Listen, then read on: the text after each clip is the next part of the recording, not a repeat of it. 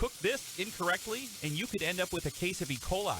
E. coli stands for Escherichia coli, which is a type of bacteria. Most commonly, we hear about it in raw or undercooked hamburger meat. Dr. Nipunie Rajapakse says E. coli bacteria can create some stomach-turning symptoms like abdominal pain and nausea, but it can get even worse. There's a specific type of E. coli that's called O157H7 that can cause bloody diarrhea and has been associated with a condition that can cause kidney damage, especially in young children. The elderly are also at a higher risk for issues with E. coli, as are pregnant women, people with underlying digestive problems, and those with weakened immune systems. If somebody were to be exposed to E. coli in something they ate or drank, they may have symptom onset within a couple of days to a few weeks after infection or exposure.